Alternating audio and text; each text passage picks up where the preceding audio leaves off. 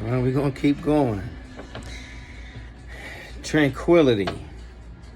It is a sense of our own path and how to stay on it without getting distracted by all the others that intersect it. It's not about beating the other guy or having more than others. It's about being who you are and being as good as possible at it without succumbing to all the things that draw you away from it. This is another quote by Jonah Leary. When you combine insecurity and ambition, you get an inability to say no to things. Insecurity and ambition. You say yes to everything. Can't do that. You need to know what you don't want and what your choices preclude. Got to know what you don't want and what you do want. They go hand in hand. Why do I do what I do? That's what you have to ask yourself. Why do you do what you do? The more you have and do, the harder maintaining fidelity to your purpose will be. The more critically you will need to be. Everyone buys into the myth that if they only had that or this, usually what someone else has, they would be happy. It may take getting burned a few times to realize the emptiness of this illusion. We all occasionally find ourselves in the middle of some project or obligation and can't understand why we're there. It will take courage and faith to stop yourself. I still go through this too, family. You got to question, why do you do what you do?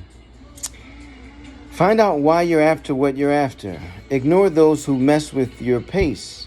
Let them covet what you have, not the other way around, because that's independence.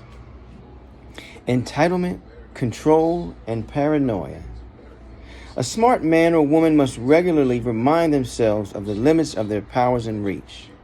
Entitlement assumes, this is mine, I've earned it. At the same time, entitlement nickels and dimes other people because it can't conceive of valuing another person's time as highly as its own.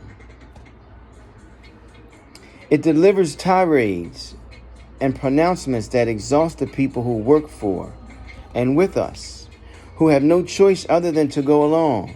It overstates our abilities to ourselves. It renders generous judgment of our prospects, and it creates ridiculous expectations.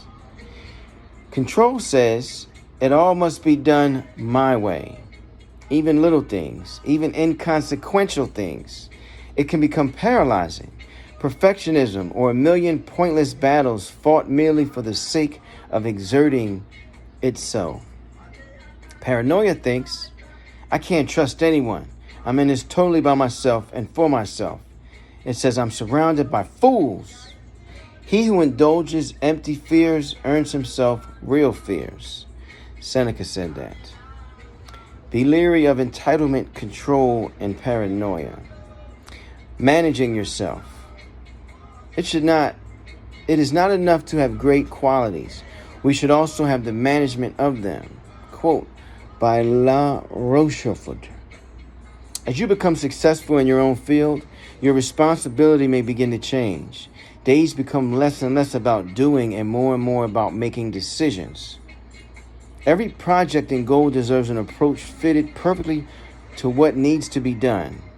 Responsibility requires a readjustment and then increased clarity and purpose. First, setting the top level goals and priorities of the organization and your life. Then enforcing and observing them to produce results and only results. Manage yourself accordingly. Beware of the disease of me. The ego needs honors in order to be validated. Confidence, on the other hand, is able to wait and focus on the task at hand, regardless of external recognition. Let's make one thing clear. We never earn the right to be greedy or to pursue our interest at the expense of everyone else. To think otherwise is not only egotistical, it's counterproductive. Meditate on the immensity. A monk is another quote, Evagrius Ponticus. These are all Greek philosophers. A monk is a man who is separated from all and who is in harmony with all. Sympathia, a connectedness with the cosmos, oceanic feeling, a sense of belonging to something larger, and realizing that human things are an infinitesimal point in the immensity of the things, the unlimited potential of everything. Who am I? What am I doing? What is my role in this world? Those are things you should be asking yourself. Creativity is a matter of receptiveness and recognition. Ego tells us that meaning comes from activity, that being the center of attention is the only way to matter. But creativity is a matter of receptiveness and recognition. By removing the ego, even temporarily, we can access what's left standing in relief. By widening our perspective, more comes into view. You got to widen that lens. The universe is infinite. Feel unprotected against the elements or forces or surroundings. Remind yourself how pointless it is to rage and fight and try to one-up those around you.